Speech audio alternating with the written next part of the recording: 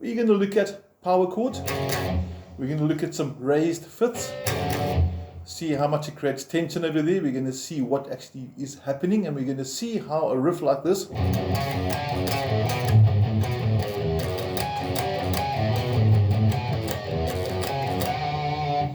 which I'm hoping you recognize as Crazy Train by Randy Rhoads of Ozzy Osbourne. And we're going to see what's actually happening there. We're going to see how the riff relates to the power chord. We're going to see some open picking, hint of pinched harmonics, and then dampened notes.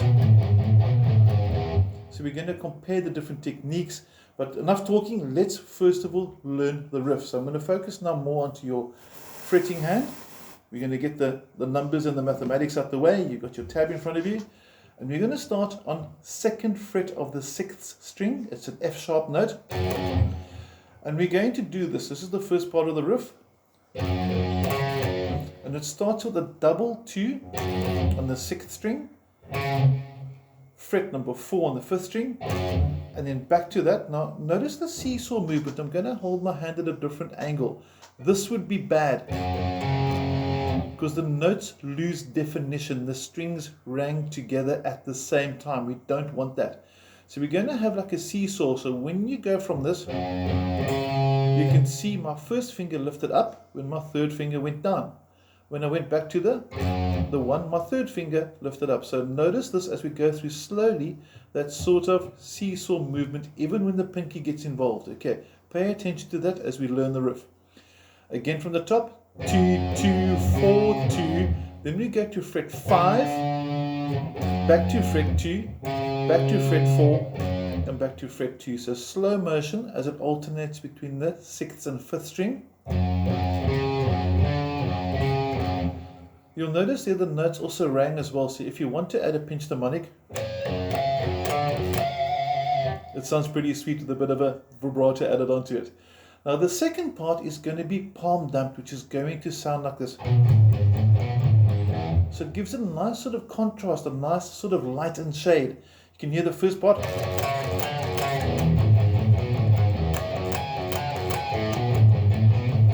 Nice dynamic control there as well. So try that when you're learning it as well. Think of not just playing the notes, think of the dynamic, the out loud. Nice vibrato, the second part very sort of broody, very dampened. Nice contrast against each other.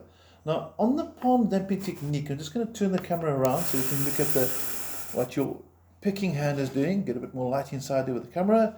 And you'll notice my palm now is resting on the saddles of the bridge. There's your bridge, those little things there called saddles. And you're resting on it for the second part. So if I lift my hand up, you can see my hand lifting now inside there. You can see that movement over there. That's the hand moving at the back. That's the hand you must be watching. Okay, this is what I want. And this is what you don't want. So try getting your palm onto the saddles, nice and close, nice and in there. If you bring it too far forward, you get this. And you can hear way too much. And if I'm too far back, like this for example, you can hear again that I'm not doing any damping. So it's more of controlling the dampening by where does your hand rest? Where is its position on the bridge itself? And there we go. Now, a bit of the theory to explain the power chords. What is a raised fifth? How to use it, creating tension, relieving tension. Let's start with the F sharp power chord. There we go. That is a F sharp 5. The 5 means power chord. You can play it with fingers 1 and 4, or fingers 1 and 3, whichever is good for you, don't really mind. And we want to know, why do they call this and 5 a 5 power chord? Now, if you take the F sharp and you play the F sharp major scale, your do, re, mi from when you're back in primary school, do, dia, and all those things, you're going to count 1, 2, 3, 4, 5, 6, 7, 8. You recognize that scale sound?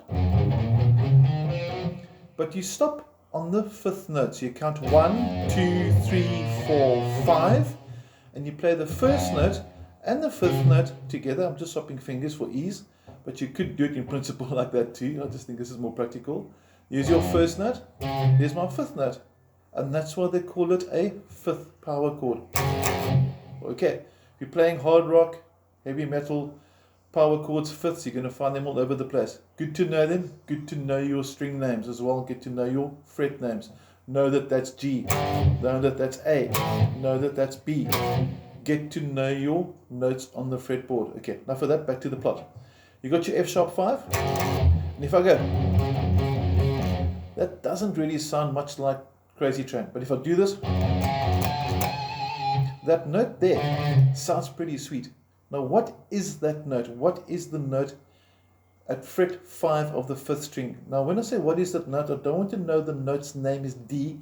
I mean, what is that note in relationship to the first note? Let's find out. We count. That's what you're looking for, eh, Pinky? So we count 1, 2, 3, 4, 5. We take 5 and we raise it. And when we say raise, we sharpen it. We take it higher in pitch. Now, that by itself sounds terrible. It sounds like, Ian, you got to tune your guitar now. Okay, but if I do this,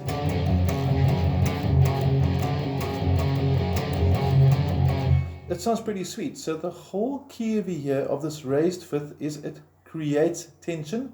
When we create tension, we want to relieve tension. So tension created, tension relieved.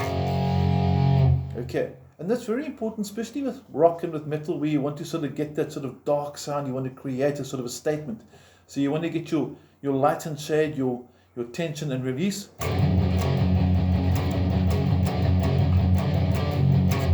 Now, we don't have to raise the fifth as well. We can actually flatten the fifth. So you go again, 1, 2, 3, 4, 5.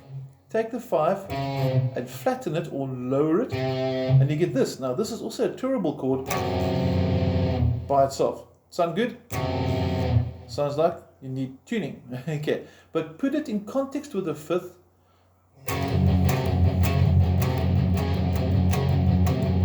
Again, creates tension, releases tension. So another goal from this video is to get to learn that there are more power chords than just the basic fifth. You get a sharpened fifth, you get a flattened fifth, and there's a whole lot of other power chords you can get as well. You get fourths, you get thirds, but we'll do a video later on different types of power chords. Right now, our goal is just reminding us so we don't drift too far away, was to learn Crazy Train. We wanted to learn on the pinched harmonics for the first part and the clear sound. And we wanted to get the darker sound of the damping.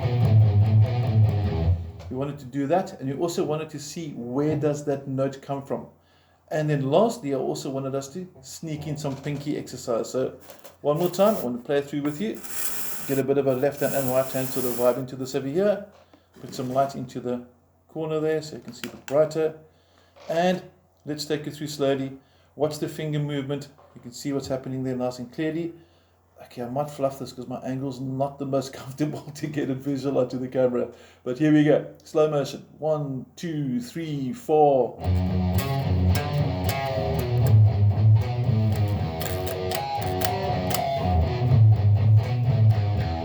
Now, on the pinched harmonics as well, a lot of students say, how do we get these pinched harmonics? Okay, the pinched harmonic, first of all, let's pretend that this rather thick finger is your string. Okay, pointing at you, this is your string now. Okay, use your imagination. There's the pick. I'm going to pluck the string really, really hard. And then as my pick leaves the string slaps against the side of the thumb, and that creates the pinched harmonic. And the thumb then must get off the string, otherwise it's going to mute it. So this action must be at this speed. And if you take it to the guitar, obviously with sound does help a little bit. And you can see there, if I come a little bit closer, it's going to try and get the light inside, bring the camera a bit closer. And you can see on my picking hand, it's really tight. And you can get a really nice high pitch from there. Here's the normal note. And pinched harmonic. So you can get a really nice sort of funky octave or 2 octaves higher from your original. One more time. And pinched harmonic. And you can see really close. I'm going to try and make it even closer if I can, without the camera falling off the desk and me falling off the chair. You can see my pick resting on the string. You can see the string moving there. As my pick leaves, my thumb hits the side. You can hear that little high-pitched squeak. So wanting to pinch the harmonic. And then I lift my thumb up. And you can also change the tone by moving your position of your picking hand too. So you can do something like this, where you go. And just by moving up and down, you can actually create different pitches as well. Now this is just a bit extra for those that want to know what pinch harmonics is. Again, the original goal of this song was to learn.